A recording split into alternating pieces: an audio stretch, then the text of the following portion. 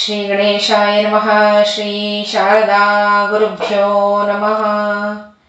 ಗುಣಾಢ್ಯಂ ಗುರುವರಂ ಗೂಢಂ ಗಂಭೀರವದನಾಂಬುಜಂ ಗಕಾರಾದಿರಕಾರಾಂತಂ ಶ್ರೀ ನೃಸಿಂಹಯತಿಂ ಪ್ರಣಮಾಮ್ಯಹಂ.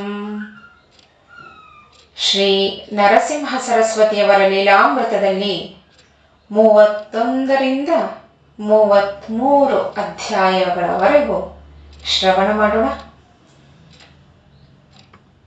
ಆ ತಾಪಸ ಸತಿಪತಿಯರ ಆಚಾರ ಧರ್ಮಗಳನ್ನ ವಿವರಿಸ್ತಾನೆ. ಪತಿಯ ಮರಣಾನಂತರ ಸತಿ ಆಚರಿಸಲೇಬೇಕಾದ ಧರ್ಮಾಚರಣೆಯನ್ನ ವಿವರವಾಗಿ ತಿಳಿಸ್ತಾನೆ.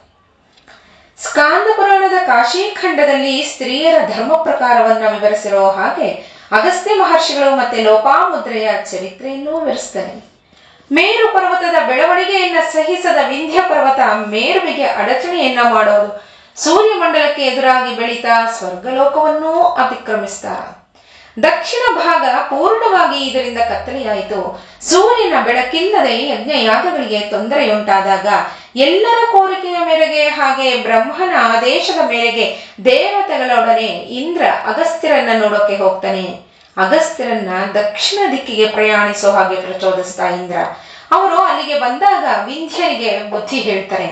ಸೂರ್ಯನ ಕಿರಣಗಳು ಎಲ್ಲೆಡೆಯೂ ಪ್ರಸರಿಸುವಂತೆ ಆಗಿ ಧರ್ಮಾಚರಣೆಗಳು, ಹೋಮ ಹವನಗಳು ಆಚರಿಸಲ್ಪಡುತ್ತವೆ. ಅಂಥ ಪತಿವ್ರತೆಯರಲ್ಲಿ ಶ್ರೇಷ್ಠಳಾದ ಲೋಪಾಮುದ್ರೆಯ ಬಗೆಗೆ ದೇವಗುರು ಬೃಹಸ್ಪತಿ ದೇವತೆಗಳಿಗೆ ವಿವರಿಸ್ತಾನೆ. ಹಾಗೆ ಪತಿವ್ರತೆಯರ ಆಚರಣೆಗಳು ಮತ್ತೆ ಸಹಗಮನದಿಂದ ಉಂಟಾಗೋ ಫಲಗಳು ಹಾಗೆ ವಿಧವೆಯರ ಆಚಾರ ನಿರೂಪಣೆಯನ್ನು ತಿಳಿಸ್ತಾನೆ. ಈ ಎಲ್ಲಾ ವಿಚಾರಗಳನ್ನು ಆ ತಾಪಸ ಸಾಧ್ವಿಗೆ ತಿಳಿಸಿದ.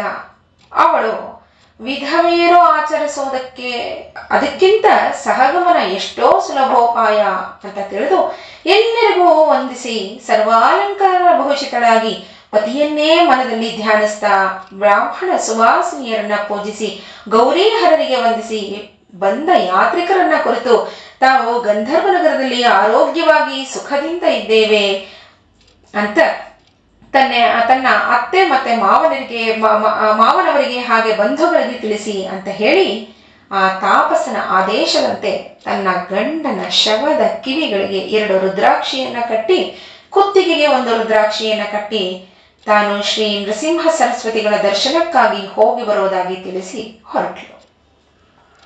ಗುರು ಸನ್ನಿಧಿಯಲ್ಲಿ ಶ್ರೀ ಗುರುವರ್ಯರಿಗೆ ನಮಸ್ಕರಿಸಿ ಅವರನ್ನ ಸ್ತುತಿಸ್ತಾ ತನ್ನ ದುಃಖವನ್ನೆಲ್ಲ ತೋಡಿಕೊಂಡಳು. ನಮಸ್ಕರಿಸಿದ ಅವಳನ್ನ ಕುರಿತು ಗುರುಗಳು, ನಿನ್ನ ಸೌಭಾಗ್ಯ ಸ್ಥಿರವಾಗಿರಲಿ, ಪುತ್ರವತಿಯಾಗು ಅಂತ ಆಶೀರ್ವಾದ ಮಾಡಿದ್ರು. ತನ್ನ ಪತಿ ದೈವಾಧೀನನಾಗಿದ್ದಾನೆ ಅಂತ ತಿಳಿಸಿ ಚಿತೆಯನ್ನೂ ಸಿದ್ಧಪಡಿಸಿರುವುದಾಗಿ ಹೇಳಿ ಸಹಗಮನ ಮಾಡೋಕೆ ಹೊರಟಿದ್ದ ಅವಳು ಗುರುರಾಜರಿಗೆ ಅವಳ ಪತಿ ದತ್ತನ ಶವವನ್ನ ತಮ್ಮ ಸನ್ನಿಧಿಗೆ ತರೋಕೆ ಹೇಳಿದಾಗ ತನ್ನ ದುಃಖವನ್ನ ಅತಿಯಾಗಿ ಹೇಳ್ಕೊತಾಳೆ. ಸ್ವಾಮಿ, ನನ್ನ ಪತಿ ದೈವಾಧೀನನಾಗಿದ್ದಾನೆ, ತಾವು ಸೌಭಾಗ್ಯವತಿಯಾಗಿರೋ, ಪುತ್ರವತಿಯಾಗಿರೋ ಅಂತೆಲ್ಲ ಆಶೀರ್ವಾದ ಮಾಡ್ತಿದ್ದೀರಲ್ಲ, ಸಹಗಮನ ಮಾಡೋಕೆ ನಾನು ಸಿದ್ಧಳಾಗಿದ್ದೀನಿ ಅಂತ. ಆಗ ಗುರುಗಳು ಮತ್ತೆ ಹೇಳ್ತಾರೆ, ಅಲ್ಲಿ ತಮ್ಮ ಶಿಷ್ಯರನ್ನ ಕುರಿತು ಹೇಳ್ತಾರೆ, ಇವಳ ಪತಿ ದತ್ತನ ಶವವನ್ನ ನನ್ನ ಸನ್ನಿಧಿಗೆ ತನ್ನಿ ಅಂತ. ವಿಪ್ರರು ಆ ದತ್ತನ ಶವವನ್ನ ಅಲ್ಲಿಗೆ ತರುವಷ್ಟರಲ್ಲೇ ಯಾರೋ ಭಕ್ತರು ಗುರುಗಳ ಪಾದುಕೆಗೆ ರುದ್ರಾಭಿಷೇಕ ಮಾಡೋಕೆ ಬಂದರು. ಗುರುಗಳನ್ನ ಸರ್ವೋಪಚಾರಗಳಿಂದ ಪೂಜಿಸಿದ್ರು. ಗುರುಗಳು ಆ ದತ್ತನ ಶವದ ಮೇಲೆ ಮುಚ್ಚಿದ್ದ ಬಟ್ಟೆಯನ್ನು ತೆಗೆಯೋ ಹಾಗೆ ಹೇಳ್ತಾರೆ. ಒಬ್ಬ ವಿಪ್ರರನ್ನ ಕರೆದು ಅಭಿಷೇಕದ ತೀರ್ಥವನ್ನ ಆ ಶವಕ್ಕೆ ಚೆನ್ನಾಗಿ ಪ್ರೋಕ್ಷಿಸಿ ಅಂತ ತಿಳಿಸಿದ್ರು. ಅವರ ಶಿಷ್ಯರು ಅದರಂತೆಯೇ ಮಾಡಿದ್ರು. ಗುರುಗಳು ತಮ್ಮ ಅಮೃತ ದೃಷ್ಟಿಯನ್ನ ಆ ದತ್ತನ ಮೇಲೆ ಹರಿಸಿದ್ರು. ಆಶ್ಚರ್ಯ ಅನ್ನೋ ಹಾಗೆ ಅವನ ಶರೀರ ಚೈತನ್ಯಯುತವಾಗಿ ಚಲಿಸೋಕೆ ಪ್ರಾರಂಭಿಸಿ ಮಲಗಿದ್ದವನು ಮೇಲೇಳೋ ಹಾಗೆ ಎದ್ದು ಕುಳಿತ. ಶ್ರೀ ಗುರುಗಳು ಸತ್ಯ ಸಂಕಲ್ಪರಷ್ಟೇ. ಅವರ ಮಾತಿನಂತೆ ಆ ಸಾಧ್ವಿ ಚಿರಕಾಲ ಸೌಭಾಗ್ಯವತಿಯಾದಳು. ದಂಪತಿಗಳಿಬ್ಬರು ಆನಂದಾತಿರೇಕದಿಂದ ಭಕ್ತಿ ಶ್ರದ್ಧೆಯಿಂದ ಗುರುಗಳನ್ನ ಸ್ತುತಿಸಿದರು. ಗುರುಗಳು ಅವನಿಗೆ ಒದಗಿದ್ದು ಅಪಮೃತ್ಯುವಲ್ಲದೆ ಮಹಾಮೃತ್ಯು. ಆದರೆ ಗುರುಗಳು ವಿಧಿಯನ್ನು ಪ್ರಾರ್ಥಿಸಿ ಅವನ ಭಕ್ತಿ ಶ್ರದ್ಧಾನುಸಾರವಾಗಿ ಮುಂದಿನ 100 ವರ್ಷ ಆಯುಷ್ಯವನ್ನ ಈ ಜನ್ಮಕ್ಕೂ, ಈ ಜನ್ಮದ 30 ವರ್ಷ ಆಯುಷ್ಯವನ್ನ ಮುಂದಿನ ಜನ್ಮಕ್ಕೆ ಬದಲಾಯಿಸಿದ್ದಾರೆ ಅಂತ ಅಲ್ಲಿದ್ದ ಎಲ್ಲ ಶಿಷ್ಯರಿಗೂ ಗೊತ್ತಾಯಿತು.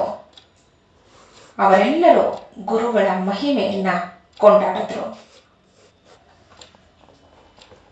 ಇದರಿಂದ ಆಶ್ಚರ್ಯಚಕಿತರಾದ ದಂಪತಿಗಳಿಬ್ಬರು ಗುರುಗಳನ್ನ ಹಿಂಬಾಲಿಸಿ ಹೋದ್ರು. ಆ ಸ್ತ್ರೀ ಕೇಳ್ತಾಳೆ, ಯತೀಂದ್ರನೊಬ್ಬರು ತನಗೆ ಮಾಡಿದ ಹಿತೋಪದೇಶವನ್ನ ಮತ್ತೆ ಅವರು ರುದ್ರಾಕ್ಷಿಯನ್ನ ಕೊಟ್ಟು ತನ್ನ ಪತಿಯ ಕಿವಿಗೆ ಮತ್ತೆ ಕಂಠಕ್ಕೆ ಕಟ್ಟಬೇಕು ಅಂತ ತಿಳಿಸಿದ್ರು. ಗುರುಗಳು ಆ ತಾಪಸನ ರೂಪದಲ್ಲಿ ಬಂದದ್ದು ತಾವೇನಾ ಅಂತ ಗುರುಗಳನ್ನ ಅವಳು ತನ್ನ ಮನಸ್ಸಿನ ಒಂದು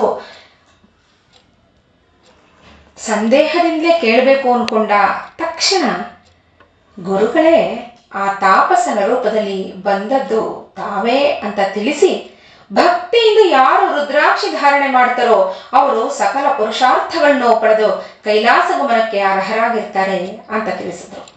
ಹಾಗೆ ರುದ್ರಾಕ್ಷಿಯ ಮಹಿಮೆಯನ್ನು ವರ್ಣಿಸ್ತಾ, ಕಾಶ್ಮೀರ ದೇಶದಲ್ಲಿ ಭದ್ರಸೇನ ಅನ್ನೋ ರಾಜನಿಗೆ ಒಬ್ಬ ಮಗನಿದ್ದ. ರಾಜನ ಮಂತ್ರಿಯಾದ ಸುಧರ್ಮನಿಗೂ ಒಬ್ಬ ಮಗನಿದ್ದ. ಇವರ ಮಕ್ಕಳ ಹೆಸರು, ಇಬ್ಬರ ಹೆಸರು ತಾರಕ ಅಂತ. ಇಬ್ಬರು ಕುಮಾರರು ಸದಾ ಕಾಲವೂ ಜೊತೆಯಲ್ಲಿರ್ತಿದ್ರು. ಅವರು ಅತ್ಯಮೂಲ್ಯವಾದ ಬಂಗಾರ ಮತ್ತು ರತ್ನಗಳನ್ನ ಧರಿಸದೆ ತಮ್ಮ ಸರ್ವಾಂಗಗಳಿಗೂ ರುದ್ರಾಕ್ಷಿ ಮಾಲೆಯನ್ನೇ ಧರಿಸಿದ್ರು. ಇದ್ದಕ್ಕಿದ್ದಂತೆ ರಾಜಸಭೆಗೆ ಬಂದ ಪರಾಶರರನ್ನ ಕುಮಾರರ ಈ ರೀತಿಯ ನಡವಳಿಕೆಗೆ ಕಾರಣವೇನಿರಬಹುದು ಅಂತ ಪ್ರಶ್ನಿಸಿದಾಗ ಪರಾಶರರು ಆ ಇಬ್ಬರು ಕುಮಾರರ ಹಿಂದಿನ ಜನ್ಮದ ವೃತ್ತಾಂತವನ್ನ ಆ ರಾಜನಿಗೆ ಹೇಳ್ತಾರೆ. ಗುರು ಹೇಳ್ತಾರೆ, ರಾಜ ಪರಾಶರರು ಹೇಳ್ತಾರೆ, ರಾಜ, ಹಿಂದೆ ನಂದಿ ಅನ್ನೋ ಗ್ರಾಮದಲ್ಲಿ ವೇಶ್ಯೆ ಬಹಳ ರೂಪವತಿಯೂ ಶ್ರೀಮಂತಿಯೂ ಆಗಿದ್ಲು. ಹಾಗೆ ಅವಳು ಶಿವಭಕ್ತಿ ಪರಾಯಣಳೂ ಆಗಿದ್ಲು. ಅವಳ ಮನೆಯಲ್ಲಿ ರತ್ನ ಖಚಿತವಾದ ಎತ್ತರವಾದ ನಾಟ್ಯ ಮಂಟಪ ಇತ್ತು. ಅಲ್ಲಿ ಅವಳು ಸರ್ವಾಲಂಕಾರ ಭೂಷಿತಳಾಗಿ ತನ್ನ ಸಖಿಯರ ಜೊತೆಯಲ್ಲಿ ನರ್ತಿಸ್ತಿದ್ಲು. ಆ ನಾಟ್ಯ ಮಂಟಪದಲ್ಲಿ ಅವಳು ಕೋತಿ ಕೋಳಿಯನ್ನ ಕಟ್ಟಿದ್ಲು. ಅವೆರಡೂ ರುದ್ರಾಕ್ಷಾಲಂಕೃತವಾಗಿತ್ತು. ಶಿವವ್ರತಿ ಅನ್ನೋ ಧನಿಕ ರುದ್ರಾಕ್ಷ ಮಾಲೆಯನ್ನು ಧರಿಸಿದ್ದ. ಪರಮ ಶಾಂತ ಸ್ವಭಾವದ ಶಿವವ್ರತಿ ಭಸ್ಮಲಿಪ್ತನಾಗಿದ್ದ. ಅವನು ತನ್ನ ಬಳಿಯಲ್ಲಿ ಒಂದು ಶಿವಲಿಂಗವನ್ನ ಯಾವಾಗಲೂ ಇಟ್ಕೊಂಡಿರ್ತಿದ್ದ. ಅವನು ಒಂದು ದಿನ ಆ ವೇಶ್ಯೆಯ ಮನೆಗೆ ಬಂದ. ಆ ವೇಶ್ಯೆ ಆ ಶಿವಲಿಂಗ ತನಗೆ ಬೇಕು ಅಂತ ಬಯಸಿದ್ಲು. ಹೃದಯ ಕಾಮನೆಯಿಂದ ಲಿಂಗವನ್ನ ಕೊಡ್ತೀನಿ ಅಂತ ಅವನು ಹೇಳ್ತಾನೆ. ಆದ್ರೆ 3 ದಿನಗಳು ವ್ರತನಿಷ್ಠಳಾಗಿ ಪಾತಿವ್ರತ್ಯ ಧರ್ಮದಂತೆ ಅನುಸರಿಸಿದ್ರೆ ಮಾತ್ರ ಲಿಂಗವನ್ನ ಕೊಡ್ತೀನಿ ಅಂತ. ಲಿಂಗಕ್ಕೆ ಹಾನಿಯಾದ್ರೆ ತಾನು ಪ್ರಾಣತ್ಯಾಗವನ್ನು ಮಾಡೋದಾಗಿ ತಿಳಿಸಿದ. ಲಿಂಗವನ್ನ ಶುದ್ಧ ಸ್ಥಳದಲ್ಲಿಟ್ಟ. ಅವರಿಬ್ಬರು ಹತ್ತಿರವಾಗುವಷ್ಟರಲ್ಲೇ ಇದ್ದಕ್ಕಿದ್ದಂತೆ ಮಂಟಪದಲ್ಲಿ ಬೆಂಕಿ ಆವರಿಸಿತು. ಆ ಲಿಂಗ ಮತ್ತೆ ಕೋತಿ ಮುರಿದು ಹೋಗಿದ್ವು. ಮನನೊಂದ ಧನಿಕ ಅಗ್ನಿ ಪ್ರವೇಶ ಮಾಡ್ತೀನಿ ಅಂತ ಅಗ್ನಿಯೊಳಕ್ಕೆ ಹಾರದ. ಆ ವೇಶ್ಯೆಯು ತನ್ನ ಮಾತಿನಂತೆ ಶಿವ ಪಾರ್ವತಿಯರಿಗೆ ನಮಸ್ಕರಿಸಿ ಸಹಗಮನ ಮಾಡೋಕೆ ಸಿದ್ಧಳಾದ್ಲು. ಅಷ್ಟರಲ್ಲೇ ಭಕ್ತವತ್ಸಲನಾದ ಈಶ್ವರ ಅವಳಿಗೆ ಪ್ರಸನ್ನನಾಗಿ ವೈಶ್ಯನಾಗಿ ಬಂದವನು ತಾನೇ ಅಂತ ಎಲ್ಲವೂ ತನ್ನ ಮಾಯೆ ಅಂತಲೂ ತಿಳಿಸಿ ಅವಳನ್ನ ರಕ್ಷಿಸಿದ. ವರ ಕೊಡೋಕೆ ಮುಂದಾದ ಪರಮೇಶ್ವರನ ಎದುರು ತನ್ನ ಬಂಧುಗಳಿಗೂ ಸಖಿಯರಿಗೂ ಸ್ವರ್ಗ ಪ್ರಾಪ್ತಿಯಾಗಲಿ ಅಂತ ಮತ್ತೆ ಈ ಈಶ ಭಕ್ತಿ ಇನ್ನೂ ಹೆಚ್ಚು ವರ್ಧಿಸ್ಲಿ ಅಂತ ಅವಳು ಬೇಡ್ಕೊಂಡ್ಲು. ಶಿವ ಅವಳ ಅಭಿಲಾಷೆಯಂತೆಯೇ ಅನುಗ್ರಹಿಸಿದ. ಮಂಟಪದಲ್ಲಿ ಬೆಂದು ಹೋದ ಕೋತಿ ಕೋಳಿ ರುದ್ರಾಕ್ಷಾಲಂಕೃತವಾದ್ರಿಂದ ರಾಜ ಮತ್ತೆ ಮಂತ್ರಿ ಪುತ್ರರಾಗಿ ಜನಿಸಿದ್ರು ಯಾವ ಭೋಗ ವಸ್ತುವಿಗೂ ಇಚ್ಛಿಸದೆ ರುದ್ರಾಕ್ಷಿಯನ್ನು ಧರಿಸಿ ಜ್ಞಾನಿಗಳಾದರು ಅಂತ ಪರಾಶರರು ಮಹಾರಾಜನಿಗೆ ತಿಳಿಸಿದ ವೃತ್ತಾಂತವನ್ನ ಶ್ರೀ ಗುರುವರಿಯರು ಈ ದಂಪತಿಗಳಿಗೆ ವಿವರಿಸಿ ರುದ್ರಾಕ್ಷಿಯ ಮಹಿಮೆಯನ್ನ ಶ್ರೇಷ್ಠತೆಯನ್ನ ತಿಳಿಸಿದರು. ಈಗ ದತ್ತ ಕವಚದ ಮುಂದಿನ ಶ್ಲೋಕ.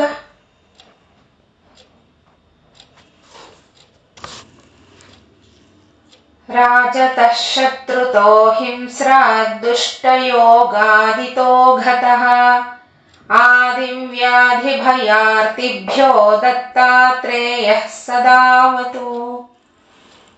ಅಂದ್ರೆ ಶ್ರೀ ದತ್ತಾತ್ರೇಯರು ಯಾವಾಗಲೂ ರಾಜ, ಶತ್ರು, ಹಿಂಸ ಪ್ರಾಣಿ, ಜಾರಣ ಮಾರಣಾದಿ ಪ್ರಯೋಗ, ಪಾಪ, ಮನೋವ್ಯಥೆ, ಶಾರೀರಿಕ ವ್ಯಾಧಿ, ಭಯಗಳಿಂದ ಉಂಟಾಗೋ ಪೀಡೆಗಳಿಂದ ನನ್ನನ್ನ ರಕ್ಷಿಸಲಿ ಅಂತ.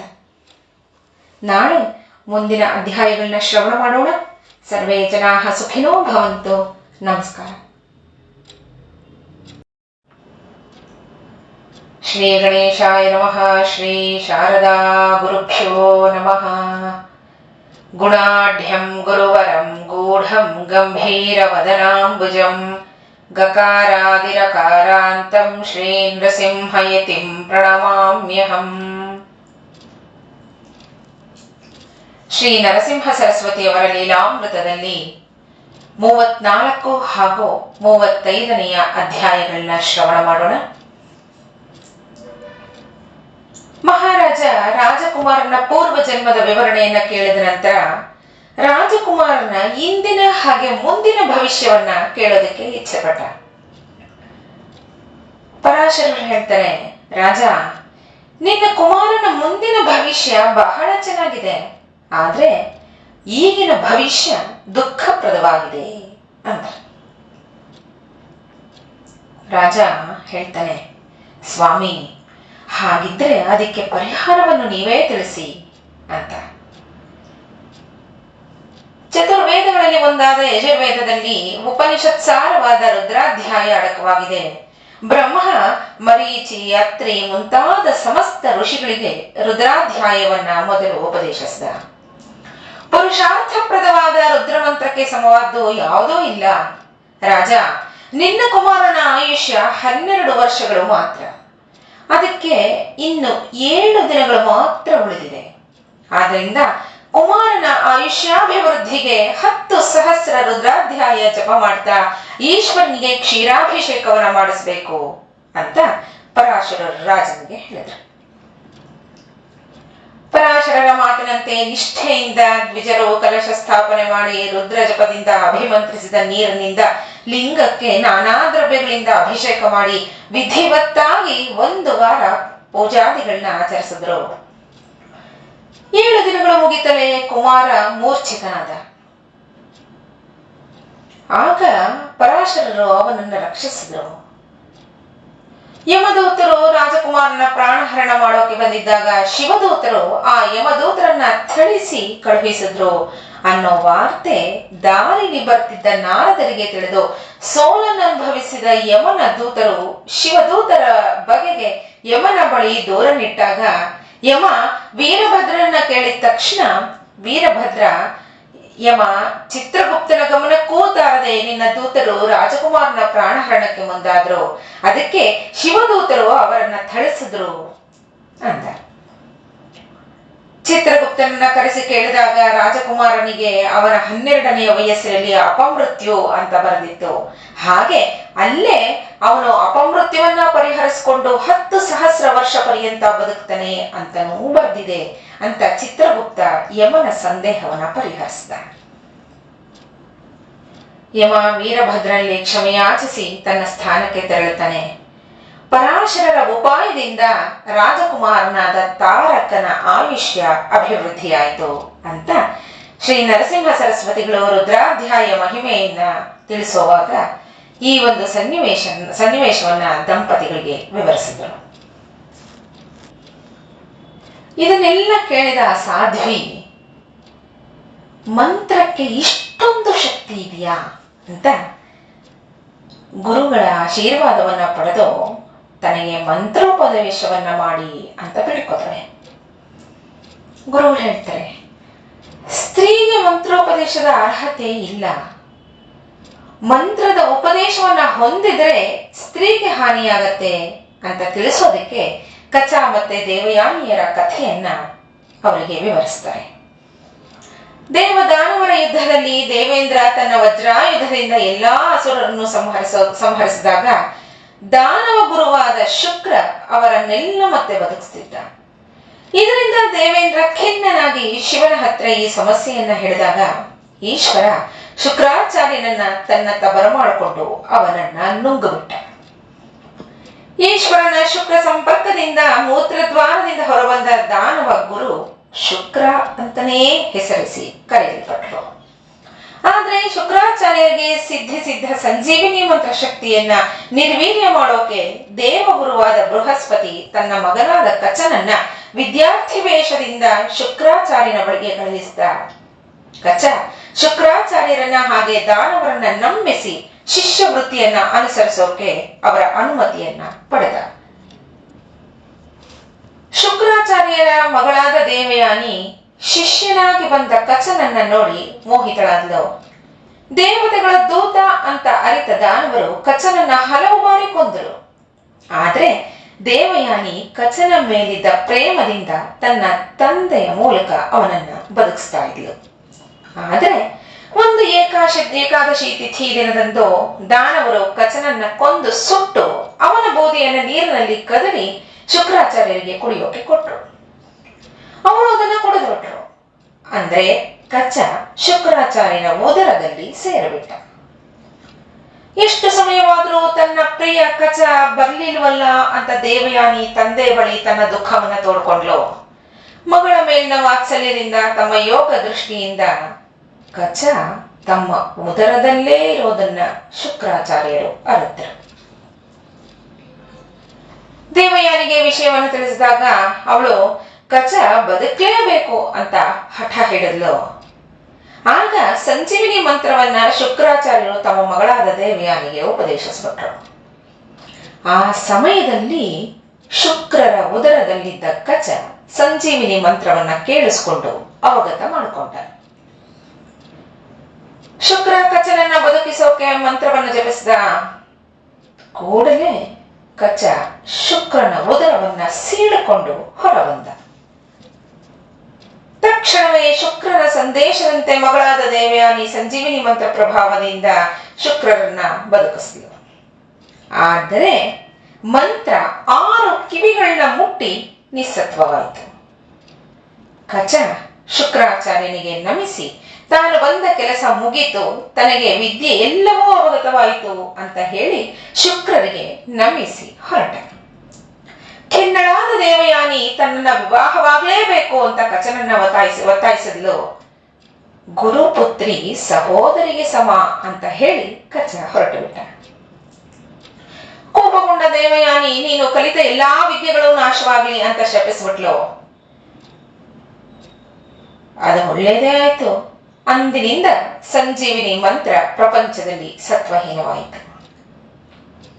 ಆಗ ಶುಕ್ರಾಚಾರ್ಯರು ಹಿಂದಿನಂತೆ ದಾನವರನ್ನ ಬದುಕಿಸೋಕೆ ಆಗ್ಲಿಲ್ಲ ಅಂತ ನರಸಿಂಹ ಸರಸ್ವತಿಗಳು ಆ ದಂಪತಿಗಳಿಗೆ ಕಚ ದೇವಯಾನಿಯ ವೃತ್ತಾಂತದ ಮೂಲಕ ಸ್ತ್ರೀಯರಿಗೆ ಮಂತ್ರೋಪದೇಶ ತಕ್ಕದಲ್ಲ ಅಂತ ತಿಳಿಸಿದ್ರು. ಆದ್ರಿಂದಲೇ ಸ್ನೇಹಿತರೆ, ಯಾವುದಾದರೂ ಮಂತ್ರವನ್ನ ಹೇಳ್ತಾ ವಿಭೂತಿಯನ್ನ ಏನಾದರೂ ಮಂತ್ರಿಸಿದ್ರೆ ಯಾರು ಮಂತ್ರಿಸ್ತಾರೋ ಅದು ಅವಶ್ಯಕತೆ ಯಾರಿಗಿದೆಯೋ ಅವರೇ ತಗೋಬೇಕು ಅಂತ ಹೇಳ್ತಾರೆ. ಸಾಮಾನ್ಯವಾಗಿ 6 ಕೈಗಳಾಗಬಾರ್ದು, ಅಂದ್ರೆ 3 ಜನ ಅದನ್ನ ಮುಟ್ಟಬಾರದು, ಸತ್ವಹೀನ ಆಗತ್ತೆ ಅಂತೆಲ್ಲ ಹೇಳ್ತಾರೆ. ಇದರಿಂದಲೇ ಇದ್ರೂ ಇರಬಹುದು. ಮುಂದೆ ನರಸಿಂಹ ಸರಸ್ವತಿಗಳು ಹೇಳ್ತಾರೆ, ಸ್ತ್ರೀಯರು ಪುರುಷರು ಆಚರಿಸೋಕೆ ಯೋಗ್ಯವಾದ ಪರಮ ಪಾವನವಾದ ಸೋಮವಾರ ವ್ರತದ ಬಗ್ಗೆ ಆ ದಂಪತಿಗಳಿಗೆ ನರಸಿಂಹ ಸರಸ್ವತಿಗಳು ತಿಳಿಸಿದ್ರು. ಹಿಂದೆ ಚಿತ್ರವರ್ಮ ಅನ್ನೋ ರಾಜನಿಗೆ ರೂಪ ಲಾವಣ್ಯವತಿಯಾದ ಮಗಳಿದ್ಲು. ಅವಳನ್ನ ಸೀಮಂತಿನಿ ಅಂತ ಕರೀತಿದ್ರು.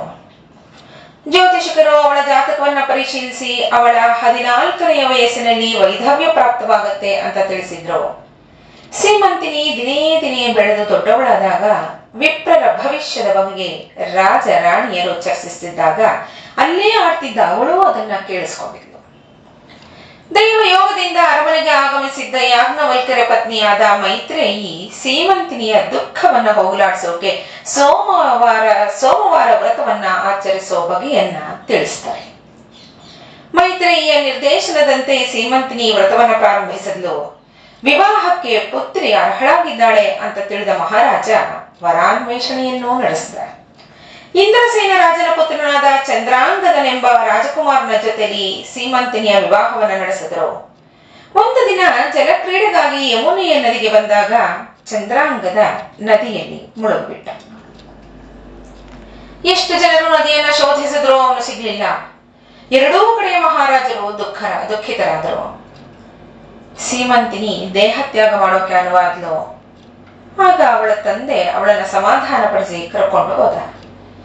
ಇತ್ತ ಯಮುನಾ ನದಿಗೆ ಜಲಕ್ರೀಡೆಗಾಗಿ ನಾಗಲೋಕದ ಕನ್ನಿಕೆಯರು ಬಂದಿದ್ರು. ಅವರು ಚಂದ್ರಾಂಗದನನ್ನ ರಕ್ಷಿಸಿ ನಾಗಲೋಕಕ್ಕೆ ಕರ್ಕೊಂಡು ಹೋಗಿದ್ರು. ಚಂದ್ರಾಂಗದನ ತೇಜಸ್ಸು, ವಿನಯ, ವಿಧೇಯತೆಗಳಿಗೆ ಮರುಳಾಗಿ ನಾಗರಾಜ ಅವನನ್ನ ಅಲ್ಲಿಯೇ ವಾಸಿಸಬೇಕು ಅಂತ ಆಜ್ಞಾಪಿಸಿದ. ಆಗ ಚಂದ್ರಾಂಗದ ತನ್ನ ಎಲ್ಲಾ ವೃತ್ತಾಂತವನ್ನ ನಾಗರಾಜನಿಗೆ ತಿಳಿಸಿ, ಮತ್ತೆ ಹಿರಿಯರಾದ ತನ್ನ ತಾಯಿ, ತಂದೆ ಮತ್ತೆ ಮಾವನವರನ್ನ ರಕ್ಷಿಸೋದು ತನ್ನ ಕರ್ತವ್ಯ ಅಂತ ಹೇಳಿ ತನಗಾಗಿ ಕಾಯ್ತಿರೋ ತನ್ನ ಪ್ರೀತಿಯ ಪತ್ನಿಗಾಗಿ ತಾನು ಹಿಂದಿರುಗಲೇಬೇಕು ಅಂತ ವಿಜ್ಞಾಪಿಸ್ಕೊಂಡ. ನಾಗರಾಜ ಅವನ ಮಾತುಗಳನ್ನ ಕೇಳಿ ಅಮೂಲ್ಯ ಆಭರಣಗಳನ್ನ ಅವನಿಗೆ ಕೊಟ್ಟು ಅಮೃತವನ್ನ ಪಾನ ಮಾಡಿಸಿ ಮನೋವೇಗದಿಂದ ಧಾವಿಸೋ ಕುದುರೆಯನ್ನ ಹಾಗೆ ಒಬ್ಬ ಸಹಾಯಕನನ್ನು ಚಂದ್ರಾಂಗದನ ಜೊತೆ ಮಾಡಿ ಅವನನ್ನ ಹಿಂದಿರುಗಿ ಕಳುಹಿಸಿದ. ಯಮುನೆಯ ದಡದಲ್ಲಿ ನೀರಿನಿಂದ ಮೇಲೆ ಬಂದು ನಿಂತಾಗ ಅದೇ ಸಮಯದಲ್ಲಿ ಸೀಮಂತನಿಯೂ ತನ್ನ ಸಖಿಯ ಜೊತೆ ಅಲ್ಲಿ ದುಃಖಿಸ್ತಾ ಕುಳಿತಿದ್ಲು. ಅವಳ ಸಖಿಯ ಮೂಲಕ ಸೀಮಂತಿನಿಯ ದುಃಖಕ್ಕೆ ಕಾರಣವನ್ನ ಇವನು ತಿಳ್ಕೊತಾನೆ. ಸೀಮಂತಿನಿಯನ್ನೂ ಮಾತನಾಡಿಸಿ ಅವಳಿಗೆ ಸಾಂತ್ವನ ಹೇಳಿ ಮನೆಗೆ ಕಳುಹಿಸ್ತಾನೆ. ಇತ್ತ ದಾಯಾದಿಗಳು ತನ್ನ ತಂದೆಯನ್ನ ಬಂಧನದಲ್ಲಿರಿಸಿ ರಾಜ್ಯವನ್ನ ತಮ್ಮ ಕೈವಶ ಮಾಡಿಕೊಂಡಿರೋ ವಿಷಯವನ್ನ ಚಂದ್ರಾಂಗದ ತಿಳ್ಕೊತಾನೆ.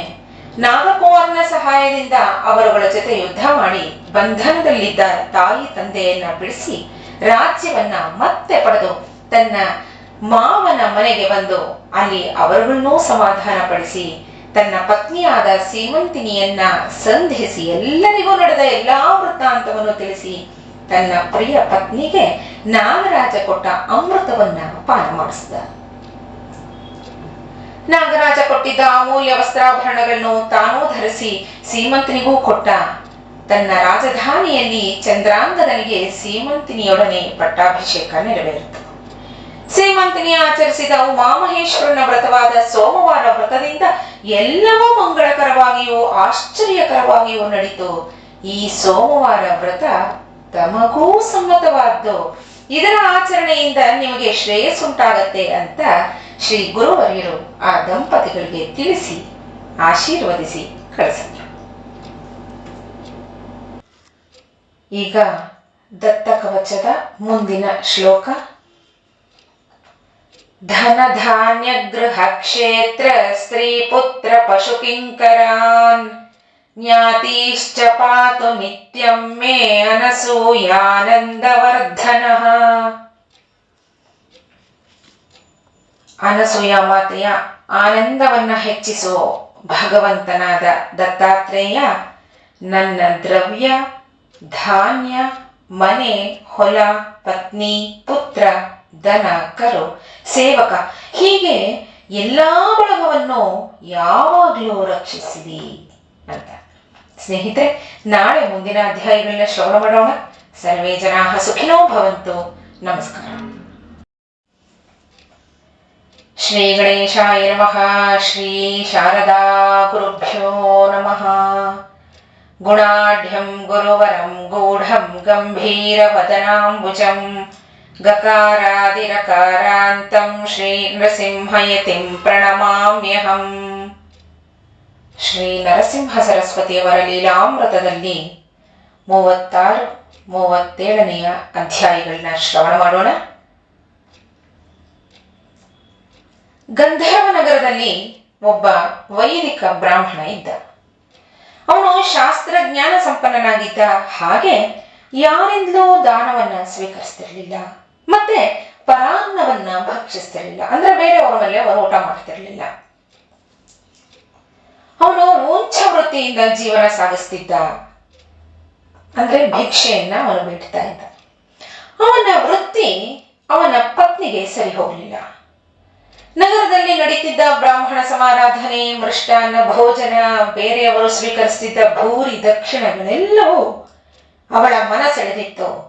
ಆದರೆ ಅವಳ ಪತಿ ಅವೆಲ್ಲವುಗಳಿಗೂ ಹೊರತಾಗಿದ್ದರಿಂದ ಅವಳು ತನಗೆ ಆ ಅದೃಷ್ಟ ಇಲ್ಲವಾಯ್ತಲ್ಲ ಅಂತ ದಿನವೂ ಕೊರಗ್ತಿದ್ಲು.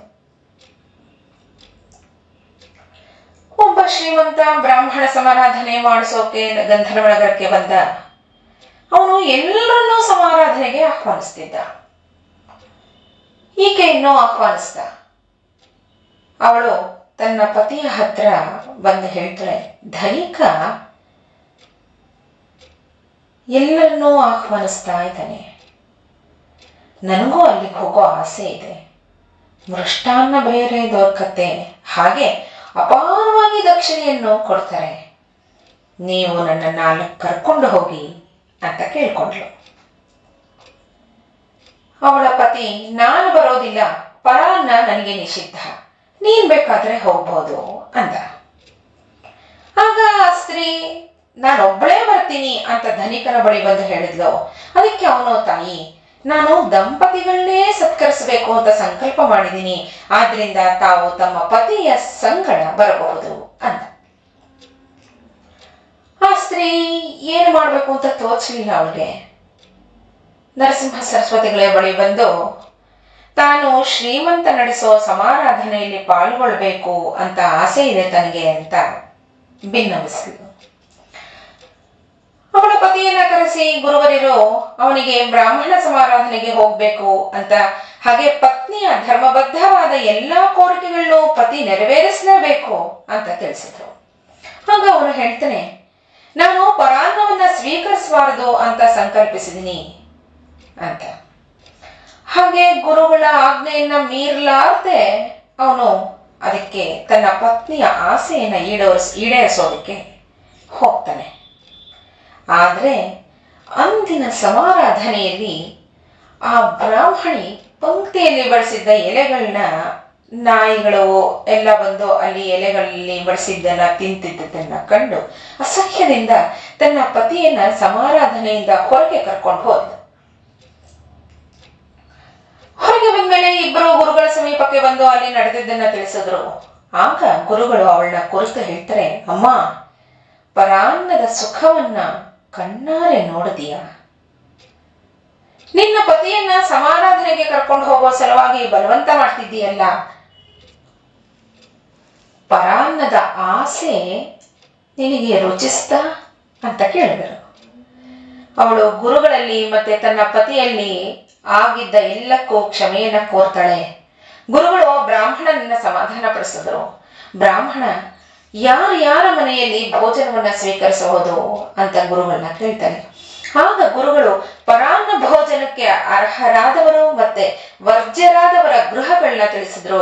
ಹಾಗೆ ಆಚಮನವನ್ನ ಯಾವ ಸಂದರ್ಭಗಳಲ್ಲಿ ಮಾಡಬೇಕು, ಶೌಚ ವಿಧಿ ಆಚರಿಸೋ ಕ್ರಮ, ದಂತಧಾವನ ವಿಧಿ, ಸ್ನಾನ ವಿಧಿ, ಲಾಂಛನ ವಿಧಿ, ಲಾಂಛನ ಅಂದ್ರೆ ಹಣೆಗಿಟ್ಕೊಳ್ಳೋದು, ಲಾಂಛನ ವಿಧಿ, ಸಂಧ್ಯಾಕಾಲಗಳ ಬಗ್ಗೆ, ಹಾಗೆ ಪ್ರಾಣಾಯಾಮವನ್ನ ಹೇಗೆ ಮಾಡಬೇಕು, ಮತ್ತೆ ಗಾಯತ್ರಿ ಜಪವನ್ನ ಯಾವ ಸಮಯದಲ್ಲಿ ಎಷ್ಟು ಮಾಡಬೇಕು, ಹಾಗೆ ಅದರ ಮಹತ್ವ ಮತ್ತೆ ಫಲಗಳನ್ನ ವಿವರಿಸಿದ್ರು. ನಂತರ ತರ್ಪಣ ವಿಧಿಯನ್ನ ವಿಶದವಾಗಿ ವಿವರಿಸಿ ಹೇಳಿದರು.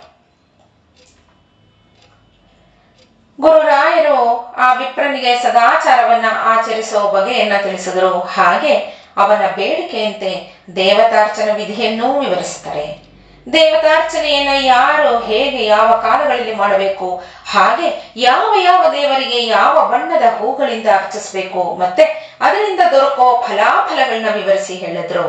ವೈಶ್ವದೇವವನ್ನ ಮಾಡೋ ಬಗೆ, ಅದರ ನಿಯಮಗಳನ್ನ ಹೇಳ್ತಾರೆ. ಹಾಗೆ ಗೃಹಸ್ಥ ಯಾರ ಮನೆಯಲ್ಲಿ ಭೋಜನ ಮಾಡಬೇಕು, ಮತ್ತೆ ಅವನು ಭೋಜನ ಮಾಡೋ ಸ್ಥಳ ಹೇಗಿರಬೇಕು ಅನ್ನೋದನ್ನೆಲ್ಲ ವಿವರಿಸಿ ಹೇಳಿದ್ರು. ಗೃಹಸ್ಥ ಭೋಜನ ಮಾಡಬೇಕಾದಾಗ ಪಾಲಿಸಬೇಕಾದ ನಿಯಮಗಳು, ಮತ್ತೆ ಯಾವ ಮಂತ್ರಗಳನ್ನ ಉಚ್ಚರಿಸ್ತಾ ಪರಿಶೇಚನ ಮತ್ತೆ ಆಪೋಷಣಗಳನ್ನ ಸ್ವೀಕರಿಸಬೇಕು ಅಂತೆಲ್ಲ ವಿವರವಾಗಿ ತಿಳಿಸಿದ್ರು. ಮತ್ತೆ ಶಯನ ವಿಧಿಗಳನ್ನ ಸವಿಸ್ತಾರವಾಗಿ ತಿಳಿಸಿ ಹೇಳಿದ್ರು. ಆ ವಿಪ್ರ ಗುರುಗಳ ಉಪದೇಶದಂತೆ ಸದಾಚಾರ ಸಂಪನ್ನಾಗಿ ಶಾಸ್ತ್ರವನ್ನ ಅನುಸರಿಸ್ತಾ ಜೀವನ ನಡೆಸ್ತಾ.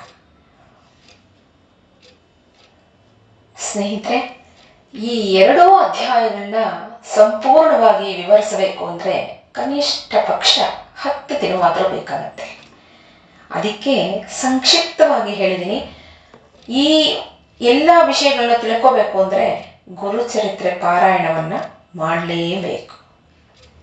ಈಗ ದತ್ತಕವಚದ ಮುಂದಿನ ಶ್ಲೋಕ.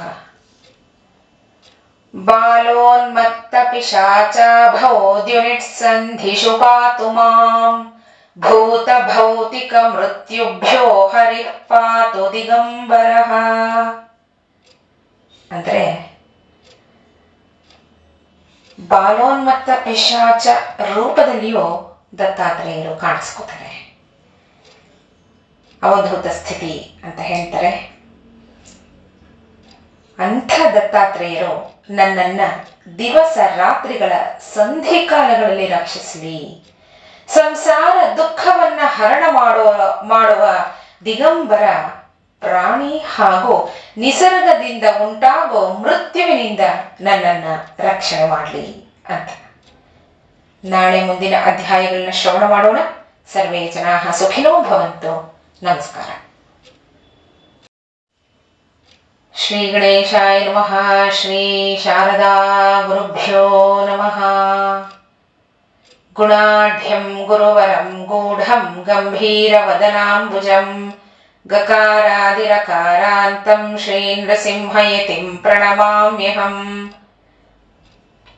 ಶ್ರೀ ನರಸಿಂಹ ಸರಸ್ವತಿಯವರ ಲೀಲಾಮೃತದಲ್ಲಿ 38 ಹಾಗೂ 39ನೆಯ ಅಧ್ಯಾಯಗಳನ್ನ ಶ್ರವಣ ಮಾಡೋಣ. ಗಂಧರ್ವ ನಗರದಲ್ಲಿ ಹಲವಾರು ಭಕ್ತರು ಗುರುಗಳ ಪ್ರೀತ್ಯರ್ಥವಾಗಿ ಬ್ರಾಹ್ಮಣ ಸಮಾರಾಧನೆಗಳನ್ನ ಮಾಡಿಸ್ತಿದ್ರು. ಹಾಗೆ ಒಂದು ದಿನ ಒಬ್ಬ ಬಡ ಬ್ರಾಹ್ಮಣನಾದ ಭಾಸ್ಕರ ಶರ್ಮ ಗುರುಗಳ ಸಂದರ್ಶನಕ್ಕೆ ಅಂತ ಬಂದು ಗುರುಗಳಿಗೆ ಸಾಷ್ಟಾಂಗ ಪ್ರಣಾಮಗಳನ್ನ ಸಲ್ಲಿಸಿದ. ಅಂದು ಯಾರೋ ಗುರು ಭಕ್ತರು ಬ್ರಾಹ್ಮಣ ಸಮಾರಾಧನೆಯನ್ನ ಮಾಡಿದ್ರು. ಹಾಗೆ ಭಾಸ್ಕರ ಶರ್ಮನನ್ನು ಭೋಜನಕ್ಕೆ ಆಹ್ವಾನ ಕೊಟ್ಟಿದ್ರು. ಭಾಸ್ಕರ ಶರ್ಮ ತನ್ನ ಮನದಲ್ಲಿ ತಾನೂ ಒಂದು ದಿನ ಭಿಕ್ಷಾವಂದನೆಯನ್ನು ಮಾಡಿಸ್ಬೇಕು ಅಂತ ಸಂಕಲ್ಪಿಸ್ಕೊಂಡಿದ್ದ. ಹಾಗಾಗಿ ಅವನು 3ರಿಗೆ ಸಾಕಾಗುವಷ್ಟು ಭೋಜನದ ಸಾಮಗ್ರಿಯ ಗಂಟನ್ನ ಇಟ್ಕೊಂಡು ಮಲಗ್ತಿದ್ದ. ಶ್ರೀಮಠದಲ್ಲಿ ಯಾರಾದರೂ ಆಹ್ವಾನಿಸಿದ್ರೆ ಹೋಗಿ ಊಟ ಮಾಡಿ ಬರ್ತಿದ್ದ. ಗಂಧರ್ವ ನಗರದ ಜನರು ಇವನನ್ನ ಹೀಯಾಳಿಸೋಕೆ ಪ್ರಾರಂಭಿಸಿದ್ರು. ಹಾಗೆ ಇವನು ಬ್ರಾಹ್ಮಣ ಸಮಾರಾಧನೆಯನ್ನ ಮಾಡಿಸೋಕೆ ಇಚ್ಛಿಸಿರೋದನ್ನ ಕಂಡು ಇವನ ಬಳಿ ಸಂಗ್ರಹವಿರೋ ಸಾಮಗ್ರಿಗಳು ಯಾವ ಇಬ್ಬರಿಗೂ ಸಾಕಾಗೋದಿಲ್ಲ. ಅಂತಹದ್ರಲ್ಲಿ ಇವನು ಹೇಗೆ ಗುರುಗಳಿಗೆ ಭಿಕ್ಷಾವಂದನೆಯನ್ನ ಮಾಡಿಸಿ ಬ್ರಾಹ್ಮಣ ಸಮಾರಾಧನೆಯನ್ನ ಮಾಡ್ತಾನೋ ಅಂತ ಇವನನ್ನ ಹಾಸ್ಯ ಮಾಡ್ತಿದ್ರು. ಈ ವಿಷಯ ಗುರುಗಳಿಗೂ ತಿಳಿತು. ಇವನ ಮನೋಬಯಕೆಯನ್ನು ಈಡೇರಿಸೋದಕ್ಕೆ ಭಾಸ್ಕರ ಶರ್ಮನನ್ನ ಗುರುಗಳು ಕರೆದು ಅವನ ಮೇಲೆ ಕೃಪೆ ತೋರಿ ತಮಗೆ ಭಿಕ್ಷೆಯನ್ನ ಮಾಡಿಸು ಅಂತ ತಿಳಿಸಿದ್ರು. ಗುರುಗಳ ಆಜ್ಞೆಯಂತೆ ಅವನು ಶ್ರೀಮಠಕ್ಕೆ ಬರ್ತಿದ್ದ ಎಲ್ಲಾ ಬ್ರಾಹ್ಮಣರನ್ನು ಭೋಜನಕ್ಕೆ ಆಹ್ವಾನಿಸ್ತ. ಆದ್ರೆ ಅವರೆಲ್ಲರೂ ನಮಗೆ ಇಂದು ಭೋಜನ ಸಿಗೋದಿಲ್ಲ, ಇವನನ್ನು ನಂಬಿದ್ರೆ ಈ ದಿನ ನಾವು ಉಪವಾಸವಿರಬೇಕಾಗತ್ತೆ ಅಥವಾ ನಮ್ಮ ಮನೆಗಳಿಗೆ ತೆರಳಬೇಕಾಗತ್ತೆ ಅಂತ ಅವನನ್ನ ಹಾಸ್ಯ ಮಾಡ್ತಿದ್ರು. ಯಾಕೆಂದ್ರೆ ಅವನ ಹತ್ರ ಇದ್ದಿದ್ದು ಭೋಜನ ಸಾಮಗ್ರಿ ಇದ್ದಿದ್ದು ಬರೀ 3 ಜನಕ್ಕೆ ಸಾಕಾಗುವಷ್ಟು ಮಾತ್ರ. ಅವರಲ್ಲಿ ಕೆಲವರು ಹಿರಿಯರು ಹೇಳಿದ್ರು, ಈ ಬಡ ಬ್ರಾಹ್ಮಣ ಗುರುಗಳ ಆಜ್ಞೆಯಂತೆ ನಮ್ಮನ್ನ ಆಹ್ವಾನಿಸಿದನೆ, ಗುರುಗಳ ಮಾತನ್ನ ಯಾವತ್ತೂ ಮೀರಬಾರದು. ಆದ್ರಿಂದ ನಾವು ಇವತ್ತು ಭೋಜನಕ್ಕೆ ಶ್ರೀಮಠಕ್ಕೆ ಹೋಗೋಣ. ಶ್ರೀ ಗುರುವರಿಯರು ತ್ರಿಮೂರ್ತಿ ಸ್ವರೂಪರು. ಅವರ ಆಜ್ಞೆಯನ್ನ ಎಂದೂ ಮೀರಬಾರದು. ಅವರ ಸಂಕಲ್ಪ ಇದ್ದ ಹಾಗೆ ಆಗಲಿ ಅಂತ ಹೊರಟರು. ಭಾಸ್ಕರ ಶರ್ಮ ಅಡಿಗೆಯನ್ನ ಸಿದ್ಧಪಡಿಸಿದ. ವಿಪ್ರರೆಲ್ಲರೂ ಎಲೆಗಳನ್ನ ಸಿದ್ಧಪಡಿಸಿದ್ರು. ಭಾಸ್ಕರ ಶ್ರದ್ಧಾಭಕ್ತಿಗಳಿಂದ ಗುರುಗಳನ್ನ ವಿಧಿವತ್ತಾಗಿ ಪೂಜಿಸಿದ. ಮಾಡಿದ ಎಲ್ಲಾ ಅಡಿಗೆಯನ್ನ ಘೃತ ಸಹಿತವಾಗಿ ಶ್ರೀ ಗುರುಗಳ ಮುಂದೆ ಇರಿಸಿದ. ಗುರುಗಳು ತಮ್ಮ ಕಮಂಡಲೋದಕವನ್ನ ಎಲ್ಲದರ ಮೇಲೆಯೂ ಪ್ರೋಕ್ಷಿಸಿದರು. ಗುರುಗಳು ತಮ್ಮ ವಸ್ತ್ರವನ್ನ ಎಲ್ಲಾ ಪಾತ್ರೆಯ ಮೇಲೂ ಮುಚ್ಚಿ ಆ ವಸ್ತ್ರವನ್ನು ತೆಗೆದಲೇ ಹಾಗೆ ಅಡುಗೆಯನ್ನ ತೋಡ್ಕೊಂಡು ಎಲ್ಲರಿಗೂ ಬಡಿಸು ಅಂತ ಹೇಳಿದರು. ಅವತ್ತಿನ ದಿನ ಶ್ರೀ ಗುರುಗಳು ಎಲ್ಲಾ ವಿಪ್ರರ ಜೊತೆಯಲ್ಲಿ ಭಿಕ್ಷೆಯನ್ನು ಸ್ವೀಕರಿಸಿದರು. ಭಾಸ್ಕರ ಎಲ್ಲರಿಗೂ ಸಂತೃಪ್ತಿಯಾಗುವಷ್ಟು ಭೋಜನ ಮಾಡಿಸಿ ಉಪಚರಿಸುತ್ತಿದ್ದ. ಅವತ್ತು 4,000 ಬ್ರಾಹ್ಮಣರಿಗೆ ಸಮಾರಾಧನೆ ಮಾಡಿದ. ಗುರುಗಳು ಭಾಸ್ಕರನ್ನ ಕರೆದು ವಸ್ತ್ರವನ್ನ ತೆಗೆದು ಅಡಿಗೆ ಎಷ್ಟಿದೆ ಅಂತ ನೋಡು ಅಂದ್ರು. ಭಾಸ್ಕರ ಅದನ್ನ ನೋಡಿದ. ಆಶ್ಚರ್ಯ ಅಂದ್ರೆ ಆಶ್ಚರ್ಯ. ಹೇಳ್ತಾನೆ, ಗುರುಗಳೇ, ಮಾಡಿದ ಅಡಿಗೆ ಎಷ್ಟಿತ್ತೋ ಅಷ್ಟೇ ಇದೆ ಅಂದ. ಗುರುಗಳು ವಿಪ್ರರ ಕುಟುಂಬಗಳವರನ್ನ ಕರೆಸಿ ಅವ್ರಿಗೂ ಬಡಿಸಿ ಅಂತ ಆಜ್ಞಾಪಿಸಿದ್ರು. ನಂತರ ಹಾಗೆ ಎಲ್ಲ ಮನೆಯವರನ್ನು ಕರೆಸಿ ಊಟಕ್ಕೆ ಹಾಕಿದ್ರು. ಉಳಿದ ಅಡಿಗೆ ಎಲ್ಲವನ್ನು ಪ್ರಾಣಿಗಳಿಗೂ ಹಾಕಿಸಿದ್ರು. ಹಾಗೆ ಸಂಗಮಕ್ಕೂ ಹಾಕಿ ಜಲಚರಗಳು ತಿಂದು ತೃಪ್ತಿ ಪಡ್ಲಿ ಅಂತ ಹೇಳಿದ್ರು. ಎಲ್ಲ ಜಲಚರಗಳು ತಿಂದ್ರು. ಗ್ರಾಮದ ಪ್ರತಿಯೊಬ್ಬರು, ಪ್ರತಿ ಪ್ರಾಣಿ ಪಕ್ಷಿಗಳೆಲ್ಲವೂ ಗುರುಕೃಪೆಯಿಂದ ಸಂತೃಪ್ತಿ ಹೊಂದಿದವು. ವಿಪ್ರರೆಲ್ಲರೂ ವಿಜೃಂಭಣೆಯಿಂದ ನಡೆದ ಸಂತರ್ಪಣೆಯನ್ನ ಕಂಡು ವಿಸ್ಮಯಗೊಂಡರು. ಸ್ವಲ್ಪ ಅಡಿಗೆಯಿಂದ 4,000 ಭೋಜನವಾಯಿತು. ಶ್ರೀ ಗುರುಗಳು ಸಾಕ್ಷಾತ್ ಅನ್ನಪೂರ್ಣೆಯ ಅವತಾರ ಅಂತ ಕೊಂಡಾಡಿದ್ರು. ಮುಂದೆ ಶೌನಕ ಗೋತ್ರದ ಆಪಸ್ತಂಭ ಶಾಖೆಯ ಸೋಮನಾಥ ಅನ್ನೋನು ವೇದ ಮತ್ತೆ ಶಾಸ್ತ್ರಗಳಲ್ಲಿ ಪಾರಂಗತನಾಗಿದ್ದ. ಅವರ ಪತ್ನಿ ಗಂಗಾದೇವಿ ಪತಿವ್ರತಾ ಶಿರೋಮಣಿ. 60 ವರ್ಷ ವಯಸ್ಸಾಗಿದ್ರೂ ಮಕ್ಕಳಿಲ್ಲದ ಅವಳನ್ನ ಗಂಧರ್ವ ನಗರದಲ್ಲಿ ಬಂಜೆ ಅಂತಾನೇ ಕರೀತಿದ್ರು. ಖಿನ್ನರಾದ ಅವಳು ಶ್ರದ್ಧಾಭಕ್ತಿಗಳಿಂದ ನಿತ್ಯವೂ ತಪ್ಪದೆ ಗುರುವರಿಯರ ದರ್ಶನ ಮಾಡಿ ಅವರಿಗೆ ಆರತಿಯನ್ನು ಮಾಡ್ತಿದ್ಲು. ಹಲವು ದಿನಗಳಾದ ಮೇಲೆ ಗುರುವರಿಯರು, ಗಂಗಾದೇವಿ, ನಿತ್ಯವೂ ತಪ್ಪದೇ ನನ್ನ ಸೇವೆಯನ್ನ ಮಾಡ್ತಿದ್ದೀಯಲ್ಲ, ನಿನ್ನ ಮನಸ್ಸಿನ ಅಭಿಲಾಷೆ ಏನು ಅಂತ ಹೇಳಿದ್ರು. ಅವಳು, ಮಕ್ಕಳಿಲ್ಲದವರಿಗೆ ಸದ್ಗತಿ ಇಲ್ಲ ಅಂತ ಹೇಳ್ತಾರೆ. ಗುರುಗಳೇ, ನನ್ನನ್ನ ಜನರೆಲ್ಲರೂ ಮಕ್ಕಳಿಲ್ಲದ ಬಂಜೆ ಅಂತ ಹೀಯಾಡಿಸ್ತಾ ಇದ್ದಾರೆ. ವಂಶೋದ್ಧಾರಕ್ಕಾಗಿ ಒಂದು ಮಗುವನ್ನೂ ನಾನು ಪಡೆಯಲಿಲ್ಲ ಸ್ವಾಮಿ. ಆದ್ರಿಂದ ಮುಂದಿನ ಜನ್ಮದಲ್ಲಿ ನನಗೆ ಸಂತಾನ ಆಗೋ ಹಾಗೆ ಕರುಣಿಸಿ, ತಮ್ಮ ಅನುಗ್ರಹ ನನ್ನ ಮೇಲೆ ಸದಾ ಇರೋ ಹಾಗೆ ಅನುಗ್ರಹಿಸಿ ಅಂತ ಹೇಳಿದ್ಲು. ಗುರುಗಳು ಪ್ರಸನ್ನರಾಗಿ ಅವಳನ್ನ ಕುರಿತು, ಗಂಗೆ, ಮುಂದಿನ ಜನ್ಮದ ಚಿಂತೆ ಯಾಕೆ, ನಿನಗೆ ಈ ಜನ್ಮದಲ್ಲೇ ಸಂತಾನವಾಗತ್ತೆ ಅಂತ ಹೇಳಿ ಅವಳಿಗೆ ಅಶ್ವತ್ಥ ವೃಕ್ಷದ ಮಹಿಮೆಯನ್ನು ತಿಳಿಸಿ ಭೀಮಾಮರಜಾ ನದಿಗಳ ಸಂಗಮ ಸ್ಥಾನದಲ್ಲಿರೋ ಅಶ್ವತ್ಥ ವೃಕ್ಷವನ್ನ ಪೂಜಿಸು ಅಂತ ತಿಳಿಸಿದರು. ಅಶ್ವತ್ಥ ವೃಕ್ಷದ ಪೂಜಾ ವಿಧಾನವನ್ನ ತಿಳಿಸಿ ಸಂತಾನ ಪ್ರಾಪ್ತಿಗಾಗಿ ಅಶ್ವತ್ಥನನ್ನ ಪ್ರಾರ್ಥಿಸೋಕೆ ಹೇಳಿದ್ರು. ಮತ್ತೆ ತ್ರಿಮೂರ್ತಿಗಳ ಆವಾಸ ಸ್ಥಾನವಾದ ಅಶ್ವತ್ಥ ವೃಕ್ಷದಲ್ಲಿ ಸಪ್ತರ್ಷಿಗಳು, ಧೇನುವು, ವೇದಗಳು, ಯಜ್ಞವು, ವೃಕ್ಷದ ಬುಡದಲ್ಲಿ ಚಿಗುರುಗಳಲ್ಲಿ ಇಂದ್ರಾದಿ ದೇವತೆಗಳು, ಶಾಖೆಗಳಲ್ಲಿ ವಸು, ರುದ್ರ, ಆದಿತ್ಯರು, ಕೊಂಬೆಗಳಲ್ಲಿ ನೆಲೆಸಿರೋ ಅಶ್ವತ್ಥನನ್ನ ಮಂದಗತಿಯಲ್ಲಿ ಪ್ರದಕ್ಷಿಣೆಯನ್ನ ಮಾಡಿ ನಮಸ್ಕರಿಸು ಅಂತ ತಿಳಿಸಿದರು. ತ್ರಿಕರಣ ಶುದ್ಧಿಯಿಂದ ಪುರುಷ ಸೂಕ್ತ, ವಿಷ್ಣು ಸಹಸ್ರನಾಮ ಪಠಣ ಪೂರ್ವಕವಾಗಿ ಧ್ಯಾನ ಆವಾಹನೆಗಳಿಂದ ವೃಕ್ಷರಾಜನನ್ನ ಪೂಜಿಸಬೇಕು. ಗಣಪತಿ ಪ್ರಾರ್ಥನೆ ಮೊದಲುಗೊಂಡು ಯಾವ ವ್ರತಿಯು ಅಶ್ವತ್ಥನನ್ನ ಪೂಜಿಸ್ತಾನೋ ಅವನು ಎಲ್ಲಾ ದೋಷಗಳಿಂದ ಮುಕ್ತನಾಗ್ತಾನೆ. ಅಶ್ವತ್ಥನ ಪೂಜೆಯಿಂದ ಬ್ರಹ್ಮಹತ್ಯಾದಿ ಸಕಲ ಪಾಪಗಳು ದೂರವಾಗುತ್ತವೆ. ಅಶ್ವತ್ಥ ಪ್ರದಕ್ಷಿಣೆ ನಮಸ್ಕಾರಗಳಿಂದ ಹೆಚ್ಚು ಸುಪ್ರೀತನಾಗ್ತಾನೆ ಅಂತ ಗುರುಗಳು ಬ್ರಾಹ್ಮಣ ವನಿತೆಯಾದ ಗಂಗಾದೇವಿಗೆ ಅಶ್ವತ್ಥ ವೃಕ್ಷದ ಮಹಿಮೆಯನ್ನ ವಿವರಿಸಿ ಹೇಳಿದರು. ಕಲ್ಪವೃಕ್ಷವಾದ ಅಶ್ವತ್ಥನ ಸೇವೆಯಿಂದ ನಿನಗೆ ಪುತ್ರಿ ಹಾಗೆ ಪುತ್ರನೂ ಜನಿಸ್ತಾನೆ. ನೀನು ಈ ಒಂದು ವ್ರತದ ಮೇಲೆ ಒಂದು ವಿಶ್ವಾಸವನ್ನ ಇಟ್ಟು ವ್ರತವನ್ನ ಮಾಡು ಅಂತ ಹೇಳಿದ್ರು. ಗುರುವಾಜ್ಞೆಯಂತೆ ಆ ಗಂಗಾದೇವಿ ಅಶ್ವತ್ಥನೊಡನೆ ಗುರುಗಳನ್ನೂ ಪೂಜಿಸಿ 3 ದಿನ ಸತತವಾಗಿ ವ್ರತೋಪವಾಸವನ್ನ ನೆರವೇರಿಸಿದ್ಲು. 3ನೇ ದಿನ ರಾತ್ರಿ ಅವಳ ಕನಸಿನಲ್ಲಿ ಓರ್ವ ವಿಪ್ರ ಬಂದು, ಎಲೈ ಸ್ತ್ರೀ, ನಿನ್ನ ಮನೋಭಿಲಾಷಿ ಏನು ಅಂತ ಕೇಳ್ತಾನೆ. ಅದಕ್ಕೆ ಅವಳು ಹೇಳ್ತಾಳೆ, ಆಗ ನಿನ್ನ ಮನೋಭಿಲಾಷೆ ನೆರವೇರುತ್ತೆ ಅಂತ ತಿಳಿಸಿ ಬೆಳಗ್ಗೆಯೇ ಗುರುಗಳ ದರ್ಶನಕ್ಕೆ ಶ್ರೀಮಠಕ್ಕೆ ತೆರಳಿ ಅವರನ್ನ ಅರ್ಚಿಸು ಅಂತ ಹೇಳಿದ. ಆ ವಿಪ್ರನ ಮಾತಿನಂತೆ ಅವಳು ಗಂಧರ್ವ ನಗರದ ಶ್ರೀಮಠಕ್ಕೆ ಬಂದು ಗುರುವರನ್ನ ಪೂಜಿಸಿದ್ಲು, ಆರತಿಯನ್ನ ಮಾಡಲು.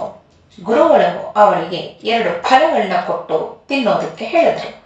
ಗುರುಗಳ ಆದೇಶದಂತೆ ನಡ್ಕೊಂಡ್ಲು. ಕೆಲವು ದಿನಗಳ ಬಳಿಕ ಗಂಗಾದೇವಿ ಗರ್ಭವನ್ನ ಧರಿಸಿದ್ಲು. ಅವಳನ್ನು ಕಂಡ ಗ್ರಾಮದ ಜನರು ಆಶ್ಚರ್ಯಚಕಿತರಾದರು. ಗುರುಗಳ ನಿರ್ದೇಶನದಂತೆ ಸೋಮನಾಥ ಸಕಲ ಸಂಸ್ಕಾರಗಳನ್ನು ನೆರವೇರಿಸಿದ. 9 ಮಾಸಗಳು ತುಂಬಿದ ತಕ್ಷಣ ಅವಳಿಗೆ ಒಂದು ಹೆಣ್ಣು ಮಗು ಜನಿಸಿತು. ಜಾತ ಶೌಚದ ನಂತರ ಶಿಶು ಸಮೇತ ಸೋಮನಾಥ ದಂಪತಿಗಳು ಮಠಕ್ಕೆ ಬಂದು ಗುರುಗಳನ್ನ ಅರ್ಚಿಸಿದ್ರು. ನಂತರ ಗುರುಗಳು ಆ ದಂಪತಿಗಳನ್ನ ಆಶೀರ್ವದಿಸಿ, ಮುಂದೆ ನಿಮಗೆ ಓರ್ವ ಪುತ್ರನೂ ಜನಿಸ್ತಾನೆ, ವೇದ ಪಾರಂಗತನಾಗಿ ಸಕಲ ಶಾಸ್ತ್ರಗಳಲ್ಲೂ ನಿಷ್ಣಾತನಾಗ್ತಾನೆ ಅಂತ ಹರಸಿದ್ರು. ದಂಪತಿಗಳಿಬ್ಬರು ಆನಂದ ಭರಿತರಾಗಿ ಸ್ವಗೃಹಕ್ಕೆ ಹಿಂದಿರುಗಿದರು.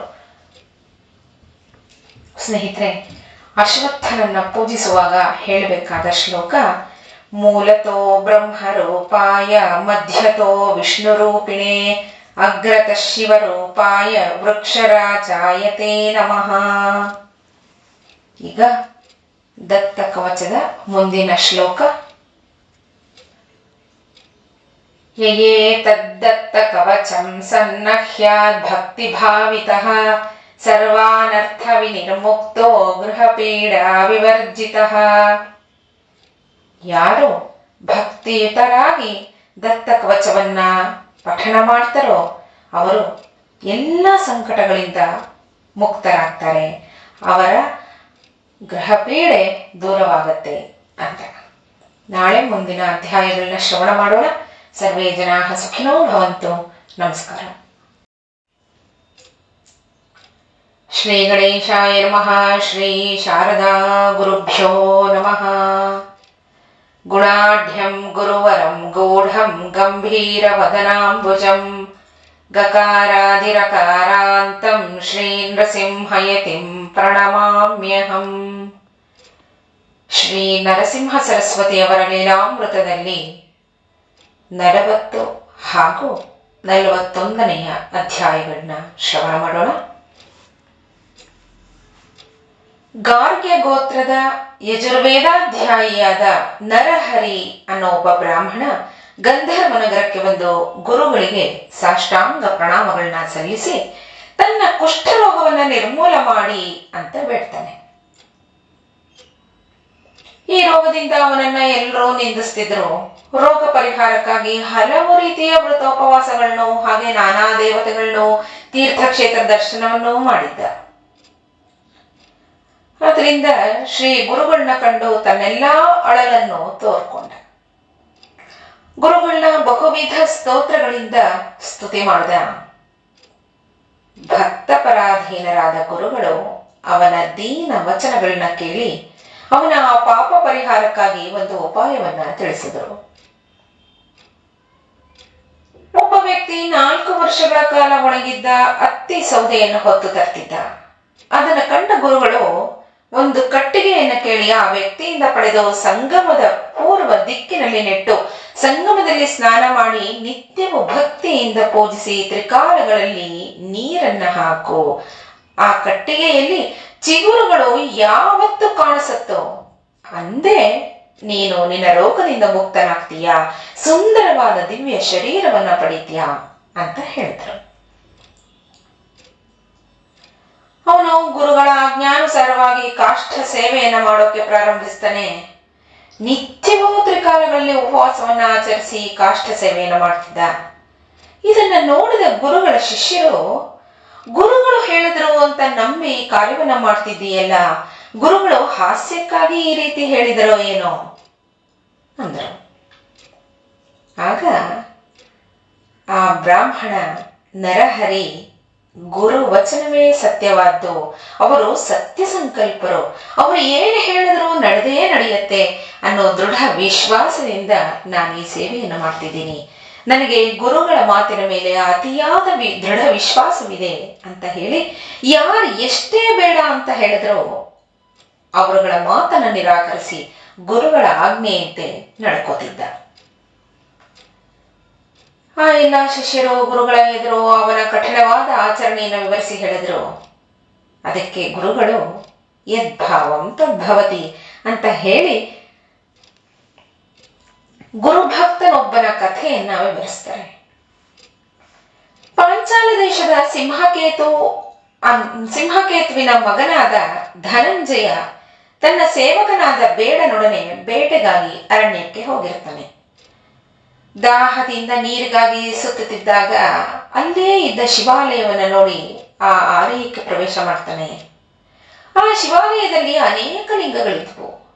ಅದರಲ್ಲಿ ಸುಂದರವಾದ ಒಂದು ಲಿಂಗವನ್ನ ರಾಜಕುಮಾರನ ಅನುಮತಿಯನ್ನ ಪಡೆದು ಇವನು ತಗೋತಾನೆ. ಆ ಶಬರ ಲಿಂಗವನ್ನ ಅರ್ಚಿಸೋ ಬಯಕೆಯಿಂದ ರಾಜಕುಮಾರನಿಗೆ ನಮಿಸಿ ಅದರ ಪೂಜಾ ವಿಧಾನವನ್ನ ವಿಸ್ತರಿಸಿ ಹೇಳಿ ಅಂತ ಆ ಬೇಡ ರಾಜಕುಮಾರನನ್ನ ಕೇಳಿದಾಗ ರಾಜಕುಮಾರ ಸರ್ವ ಪೂಜಾ ಸಾಮಗ್ರಿಗಳೊಂದಿಗೆ ಗಿರಿಜಾಪತಿಯನ್ನ ಪೂಜಿಸಿ ನಿತ್ಯವೂ ಭಕ್ತಿಯಿಂದ ಚಿತಾಭಸ್ಮವನ್ನ ಸಮರ್ಪಿಸಬೇಕು ಅಂತ ಹೇಳಿದ. ಆ ರಾಜಕುಮಾರನ ನಿರ್ದೇಶನದ ಪ್ರಕಾರ ಬೇಡ ತನ್ನ ಮನೆಗೆ ಲಿಂಗವನ್ನ ತಂದು ತನ್ನ ಪತ್ನಿಯೊಡನೆ ದಿನವೂ ಶ್ರದ್ಧಾಪೂರ್ವಕವಾಗಿ ಅರ್ಚನೆ ಮಾಡ್ತಿದ್ದ. ಹೀಗೆ ಒಂದು ದಿನ ಅವನಿಗೆ ಎಲ್ಲೂ ಚಿತಾಭಸ್ಮ ದೊರೆಯಲಿಲ್ಲ. ಅವನು ತುಂಬಾ ಚಿಂತೆಗೊಳಗಾದ. ಆಗ ಅವನ ಪತ್ನಿಯ ಉಪಾಯದಂತೆ ಅವನ ಪತ್ನಿಯನ್ನೇ ಮನೆಯೊಳಗೆ ಬಿಟ್ಟು ಅವಳ ಮಾತಿನಂತೆಯೇ ಮನೆಗೆ ಅಗ್ನಿ ಸ್ಪರ್ಶವನ್ನ ಮಾಡ್ತಾನೆ. ಅಗ್ನಿಯ ಅತಿಯಾದ ಪ್ರಜ್ವಲನೆಯಿಂದ ಆ ಮನೆಯ ಸಮೇತ ಅವನ ಪತ್ನಿಯು ಸುಟ್ಟು ಹೋಗ್ತಾಳೆ. ಪತ್ನಿಯನ್ನ ಕಳ್ಕೊಂಡ ದುಃಖ ಇದ್ರೂ ಅವನು ಶಿವಪೂಜೆಯನ್ನ ಸಮಾಪ್ತಿ ಮಾಡ್ತಾನೆ. ಶಿವಪೂಜೆ ಹೇಗೋ ಸಮಾಪ್ತಿ ಆಯ್ತಲ್ಲ ಅಂತ ಸಂತೋಷಭರಿತನಾಗೂ ಇರ್ತಾನೆ. ಆದ್ರೆ ಸ್ವಲ್ಪ ಹೊತ್ತಿನ ಬಳಿಕ ಪ್ರಸಾದವನ್ನ ಸ್ವೀಕರಿಸೋ ಹೊತ್ತಿಗೆ ಅವನಿಗೆ ಅವನ ಪತ್ನಿ ಸುಟ್ಟು ಹೋಗಿದ್ದಾಳೆ ಅನ್ನೋ ಸ್ಮೃತಿ ಇಲ್ಲದೆ ಪ್ರಸಾದವನ್ನ ಕೊಡೋಕೆ ಅವಳನ್ನು ಕರೆದ. ಶೂಲಪಾಣಿಯ ಅನುಗ್ರಹ ಎಷ್ಟು ಅಂತ ಹೇಳದು. ಪರಮೇಶ್ವರನ ಅನುಗ್ರಹದಿಂದ ಬದುಕುಳಿದಿದ್ದ ಪತ್ನಿಯನ್ನ ಕಂಡು ಶಬರನಿಗೆ ತಕ್ಷಣವೇ ಅವಳು ದಹನವಾಗಿದ್ದಾಳೆ ಅಂತ ಜ್ಞಾಪಕಕ್ಕೆ ಬಂತು. ಇವನು ಪ್ರಸಾದ ಕೊಡ್ತೀನಿ ಅಂತ ತನ್ನ ಪತ್ನಿಯನ್ನ ಕರೆದಾಗ ಅವಳು ಮಾಮೂಲಿನಂತೆ ಬಂದ್ಲು. ಇದನ್ನು ನೋಡಿ ಆಶ್ಚರ್ಯಚಕಿತನಾಗಿ ಅವಳನ್ನ ಕರೆದು ಇದು ಹೇಗೆ ಸಾಧ್ಯ ಆಯಿತು ಅಂತ ಕೇಳ್ತಾನೆ. ಆಗ ಅವಳು ಹೇಳ್ತಾಳೆ, ಮನೆ ಉರಿತಿದ್ದಾಗ ನನಗೆ ಗಾಢ ನಿದ್ರೆ ಬಂತು. ನಂತರ ನೀವು ಈಗ ಕರೆದಾಗಲೇ ನನಗೆ ಎಚ್ಚರ ಆಗಿದ್ದು ಅಂದ. ಇದನ್ನ ಕೇಳಿ ಆ ಬೇಡ ಆಶ್ಚರ್ಯಭರಿತನಾಗ್ತಾನೆ. ಶಿವನ ಅನುಗ್ರಹವನ್ನ ನೆನೆತಿರೋ ಅಷ್ಟರಲ್ಲೇ ಈಶ್ವರ ಪ್ರತ್ಯಕ್ಷನಾಗಿ ಆ ದಂಪತಿಗಳನ್ನ ಸಮಾಧಾನ ಪಡಿಸಿ ಇಹಪರ ಸುಖಗಳನ್ನ ಅನುಭವಿಸ್ತಾ ಸ್ವರ್ಗ ಸುಖವನ್ನ ಹೊಂದಿ ಅಂತ ವರವನ್ನ ನೀಡಿ ಅನುಗ್ರಹಿಸ್ತಾನೆ. ಗುರು ವಚನ ಪ್ರಮಾಣ ಅಂತ ಅರಿತವರಿಗೆ ಶಿವನೂ ಪ್ರತ್ಯಕ್ಷನಾಗ್ತಾನೆ ಅಂತ ಶಿಷ್ಯರಿಗೆ ತಿಳಿಸ್ತಾರೆ ಗುರುವರಿಯರು. ಹಾಗೆ ಆ ಕುಷ್ಠಿಯಾದ ನರಹರಿಯನ್ನ ನೋಡೋದಕ್ಕೆ ಗುರುಗಳೇ ಸಂಗಮಕ್ಕೆ ಹೋಗ್ತಾರೆ. ನಿಷ್ಠೆಯಿಂದ ಕಾಷ್ಠ ಸೇವೆಯನ್ನ ಮಾಡುತ್ತಿದ್ದ ನರಹರಿಯನ್ನ ಕೃಪಾದೃಷ್ಟಿಯಿಂದ ನೋಡಿದ್ರು. ತಮ್ಮ ಕಮಂಡಲುವಿನಿಂದ ನೀರನ್ನ ಕಟ್ಟಿಗೆ ಮೇಲೆ ಪ್ರೋಕ್ಷಿಸದಲೇ ಆ ಕಟ್ಟಿಗೆ ಹಸುರಾಗಿ ಚಿಗುರಿದವು. ಚಿಗುರಿದ ಔದಂಬರ ವೃಕ್ಷವನ್ನ ನೋಡಿ ಎಲ್ಲರೂ ವಿಸ್ಮಿತರಾದರು. ನಂತರ ಸಂತೋಷಗೊಂಡ ನರಹರಿ ಗುರುಗಳನ್ನ ಭಕ್ತಿಯಿಂದ ಸ್ತುತಿ ಮಾಡ್ತಾನೆ. ಗುರುಗಳ ಅನುಗ್ರಹದಿಂದ ಕುಷ್ಠ ನಿವಾರಣೆಯಾಗಿ ಸುಂದರವಾದ ದಿವ್ಯ ದೇಹವನ್ನ ಪಡೆದ. ಶ್ರೀ ಗುರುಗಳು ಅವನಿಗೆ ಉಪದೇಶವನ್ನ ನೀಡಿ ಹರಸಿ ಕುಟುಂಬ ಸಮೇತವಾಗಿ ಇಲ್ಲೇ ನೆಲೆಸು ಅಂತ ಆಜ್ಞೆ ಮಾಡಿದ್ರು. ಗುರುಗಳ ಆದೇಶದಂತೆ ನರಹರಿ ಸಕುಟುಂಬನಾಗಿ ಆ ಗ್ರಾಮದಲ್ಲಿಯೇ ವಾಸಿಸ್ತಾ ಗುರುಸೇವಾ ತತ್ಪರನಾಗಿದ್ದ.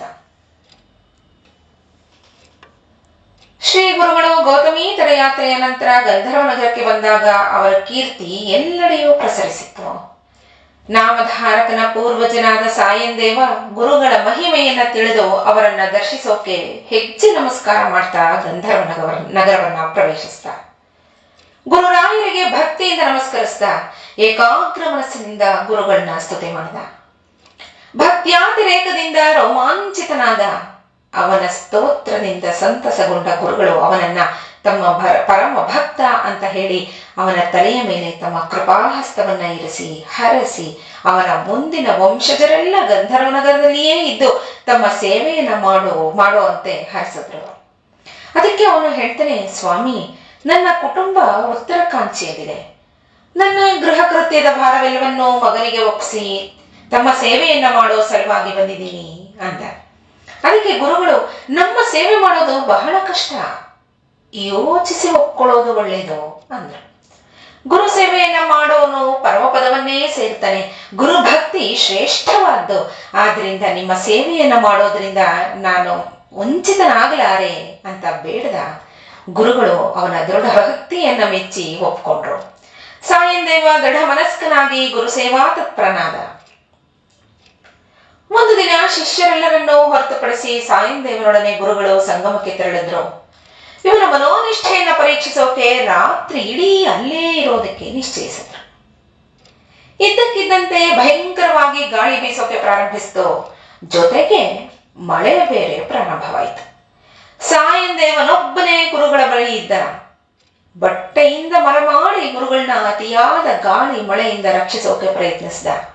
ಆಗ ಗುರುಗಳು, ಶಿಷ್ಯ, ಚಳಿಯನ್ನ ತಡ್ಕೊಳಕ್ ಆಗ್ತಾನೆ ಇಲ್ಲ, ಮೈ ಕಾಸ್ಕೊಳ್ಳೋಕೆ ಗಂಧರ್ವ ನಗರದಿಂದ ಅಗ್ಗಿಷ್ಟಿಕೆಯಲ್ಲಿ ಅಗ್ನಿಯನ್ನ ತಗೊಂಡು ಬಾ. ಆದ್ರೆ ನೀನು ಹೋಗುವಾಗ ಅಕ್ಕಪಕ್ಕ ನೋಡಬೇಡ ಅಂತ ಹೇಳಿದ್ರು. ಗುರುಗಳ ಆಜ್ಞೆಯಂತೆ ಸಾಯಂದೇವ ಹೊರಟ. ಮಿಂಚಿದಾಗ ದಾರಿಯನ್ನ ಗಮನಿಸಿ ಅಲ್ಲಲ್ಲಿ ನಿಂತು ಹೋಗ್ತಿದ್ದ. ಹೇಗೋ ಕಷ್ಟದಿಂದ ಗಂಧರ್ವ ನಗರವನ್ನ ತಲುಪಿ ದ್ವಾರಪಾಲಕರನ್ನ ಕರೆದು ಅವರಿಂದ ಒಂದು ಭಾಂಡದಲ್ಲಿ ಬೆಂಕಿಯನ್ನ ತೆಗೆದುಕೊಂಡು ಹಿಂದಿರುಗ್ತಿದ್ದಾಗ ದಾರಿಲಿ ಗುರುಗಳು ಅಕ್ಕಪಕ್ಕಕ್ಕೆ ನೋಡಬೇಡ ಅಂತ ಯಾಕೆ ಹೇಳಿರಬಹುದು ಅನ್ನೋ ಕುತೂಹಲದಿಂದ ಬಲಕ್ಕೆ ಸ್ವಲ್ಪ ತಿರುಗಿದ. ಭಯಂಕರವಾದ ಹೆಡೆ ಬಿಟ್ಟಿದ್ದ ಸರ್ಪವನ್ನ ನೋಡಿದ. ಎಡಗಡೆಯೂ ಅದರಂತೆಯೇ ಮತ್ತೊಂದು ಘಟ ಸರ್ಪವನ್ನ ನೋಡಿದ.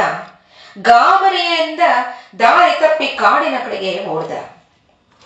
ಆ ಸರ್ಪಗಳು ಇವನನ್ನ ಹಿಂಬಾಲಿಸಿದ್ವು.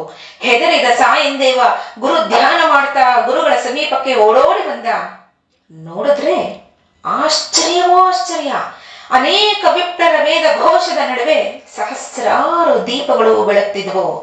ಮಳೆ ನಿಂತು ಮೋಡಗಳು ಸರಿದು ಶರತ್ಕಾಲದ ಪೂರ್ಣ ಚಂದ್ರನ ದರ್ಶನದಂತೆ ಗುರುಗಳ ದರ್ಶನವಾಯಿತು. ತಂದ ಅಗ್ನಿಯನ್ನ ಚೆನ್ನಾಗಿ ಉರಿಸಿದ. ಅವನ ಜೊತೆ ಬಂದ ಘಟ ಸರ್ಪಗಳು ಗುರುಗಳಿಗೆ ನಮಸ್ಕರಿಸಿ ಹೋದವು. ಭಯಭೀತನಾದ ಶಿಷ್ಯನನ್ನ ನೋಡಿ ಗುರುಗಳು, ಶಿಷ್ಯ, ನಿನ್ನನ್ನ ಕತ್ತಲೆಯಲ್ಲಿ ರಕ್ಷಿಸೋಕೆ ನಾನೇ ಸರ್ಪಗಳನ್ನ ಕಳುಹಿಸಿದ್ದೆ, ಹೆದರಬೇಡ, ನಮ್ಮ ಸೇವೆಯನ್ನು ಮಾಡೋದು ಬಹಳ ಕಷ್ಟ ಅಂತ ಹೇಳಿ ಅವನನ್ನ ಸಂತೈಸಿದ್ರು. ಸಾಯಂದೇವ ಭಕ್ತಿಯ ಪರಾಕಾಷ್ಠೆಯಿಂದ ಶ್ರೀ ಗುರುಗಳ ಚರಣಗಳನ್ನ ಹಿಡಿದ. ಗುರು ಭಕ್ತಿಯ ವಿಧಾನವನ್ನ ವಿವರಿಸೋ ಹಾಗೆ ಗುರುಗಳನ್ನ ಬೇಡ್ತಾನೆ. ಗುರುಗಳು ಶಿವ ಪಾರ್ವತಿಗೆ ತಿಳಿಸಿದ ಗುರು ಭಕ್ತಿಯ ವಿಷಯವನ್ನ ಸಾಯಂದೇವನಿಗೆ ಉಪದೇಶಿಸಿದ್ರು. ಬ್ರಾಹ್ಮಣ ವಂಶಜನಾದ ತ್ವಷ್ಟ ಪ್ರಜಾಪತಿ ಉಪನಯನವಾದ ಮೇಲೆ ತನ್ನ ತಂದೆಯ ಆಸೆಯಂತೆ ಗುರುಕುಲಕ್ಕೆ ಸೇರಿ ವಿದ್ಯಾಭ್ಯಾಸವನ್ನ ಮಾಡ್ತಿದ್ದ. ಒಂದು ದಿನ ಅತಿವೃಷ್ಟಿಯಿಂದ ಗುರುಕುಲದೊಳಗೆಲ್ಲ ನೀರು ನುಗ್ಗಿತು. ಗುರುಗಳು ಶಿಷ್ಯನನ್ನ ಕರೆದು ಒಂದು ಭದ್ರವಾದ ಹೊಸ ಮನೆಯನ್ನ ನಿರ್ಮಿಸಿಕೊಡು ಅಂತ ಹೇಳಿದ್ರು. ಹೀಗೆ ಗುರುಪತ್ನಿ ಹೊಲೆದಿರದ ಹಾಗೆ ಯಾವ ಬಣ್ಣವನ್ನೂ ಹಾಕಿರದ ಕುಪ್ಸವನ್ನ ತಂದ್ಕೊಡು ಅಂತ ಹೇಳಿದ್ರು. ಗುರುಪುತ್ರ ನೀರಿನ ಮೇಲೆ ನಡೆದ್ರೂ ನೀರಲ್ಲಿ ಮುಳುಗದಂತಹ ತನ್ನ ಕಾಲಿನ ಅಳತೆಗೆ ತಕ್ಕಂಥ ಹಾಗೆ ಎಲ್ಲಿಗೆ ಹೋಗಕ್ಕೆ ಬಯಸಿದ್ರು ಬೇಗನೆ ಕರ್ಕೊಂಡು ಹೋಗುವಂತ ಪಾದರಕ್ಷೆಯನ್ನ ತಂದ್ಕೊಡು ಅಂತ ಕೇಳಿದ. ಗುರುಪುತ್ರಿ ತನಗೆ ಕಿವಿಯ ಆಭರಣಗಳು ಬೇಕು ಅಂತ, ಹಾಗೆ ಒಂದೇ ಒಂದು ಕಂಬ ಇರೋ ಸುಂದರವಾದ ಬೆಂಕಿಯಲ್ಲಿ ಸುಡದಂತಹ ಹಾಗೆ ಹಳೆಯದಾಗದಂತಹ ಎಲ್ಲಿ ಬೇಕಂದ್ರೆ ಅಲ್ಲಿ ತಗೊಂಡು ಹೋಗಕ್ಕಾಗುವಂಥ ಆನೆಯ ದಂತದಿಂದ ಮಾಡಿದ ಆಟಿಕೆಯ ಮನೆಯನ್ನ ತಗೊಂಡು ಬಂದು ಕೊಡು ಅಂತ ಹೇಳಿ, ಮಡಿಕೆ ಕುಡಿಕೆಗಳನ್ನು ತಗೊಂಡ್ಬ, ಅದರಲ್ಲಿ ಮಾಡಿದ ಅಡಿಗೆ ಬಿಸಿ ಮತ್ತೆ ತಣ್ಣಗಾಗಬಾರ್ದು, ಹಾಗೆ ಹಳಸ್ಲೂಬಾರದು ಅಂತೆಲ್ಲ ಹೇಳಿದ್ಲು. ಇವರೆಲ್ಲರ ಬೇಡಿಕೆಯನ್ನ ಈಡೇರಿಸೋಕೆ ಗುರುಗಳ ಅನುಮತಿಯನ್ನ ಪಡೆದು ಹೊರಟ ಶಿಷ್ಯ ಏನ್ ಮಾಡೋಕ್ಕೂ ತೋಚದೆ ಚಿಂತಿಸ್ತಾ ನಿಂತ. ಅಷ್ಟರಲ್ಲಿ ಅವಧೂತರೊಬ್ಬರು ಅವನ ಬಳಿ ಬಂದು ಕಾಶಿ ಯಾತ್ರೆಯನ್ನ ಸಂಕಲ್ಪ ಪೂರ್ವಕವಾಗಿ ಮಾಡಿ ಅಲ್ಲಿನ ವಿಶ್ವೇಶ್ವರನನ್ನ ಅರ್ಚಿಸು ಅಂತ ತಿಳಿಸಿದ್ರು. ಆ ಬ್ರಹ್ಮಚಾರಿ ಅವಧೂತರಿಂದ ತಿಳಿಸಲ್ಪಟ್ಟ ಕಾಶಿ ಯಾತ್ರಾ ವಿಧಾನವನ್ನ ಅರಿತು ಅದರಂತೆಯೇ ನಡೆದ. ಸ್ನೇಹಿತರೆ, ಈಗ ದತ್ತ ಕವಚದ ಕೊನೆಯ ಶ್ಲೋಕ. ಭೂತ ಪ್ರೇತ ಪಿಶಾಚಾದ್ಯೈಃ ದೇವೈರಪ್ಯಪರಾಜಿತಃ ಭುಕ್ತ್ವಾತ್ರ ದಿವ್ಯ ಭೋಗಾನ್ ಸ ದೇಹಾಂತೆ ತತ್ಪದಂ ವ್ರಜೇತ್. ಹಾಗಂದ್ರೆ ಭೂತ ಪ್ರೇತ ಪಿಶಾಚಿ ಇತ್ಯಾದಿ ದೇವರು ಕೂಡ ಅವನ ಪರಾಜಯವನ್ನ ಮಾಡಲಾರ, ಭಕ್ತನ ಪರಾಜಯವನ್ನ ಮಾಡಲಾರ. ಈ ಲೋಕದಲ್ಲಿ ದಿವ್ಯ ಭೋಗವನ್ನ ಭೋಗಿಸಿ ಮರಣದ ನಂತರ ಆ ಭಕ್ತ ಪರಮ ಪದವಿಗೆ ಪ್ರಾಪ್ತನಾಗ್ತಾನೆ ಅಂತ ದತ್ತ ಕವಚದ ಕೊನೆಯ ಶ್ಲೋಕ ಹೇಳುತ್ತೆ. ನಾಳೆ ಮುಂದಿನ ಅಧ್ಯಾಯಗಳನ್ನ ಶ್ರವಣ ಮಾಡೋಣ. ಸರ್ವೇ ಜನಾಃ ಸುಖಿನೋ ಭವಂತು. ನಮಸ್ಕಾರ.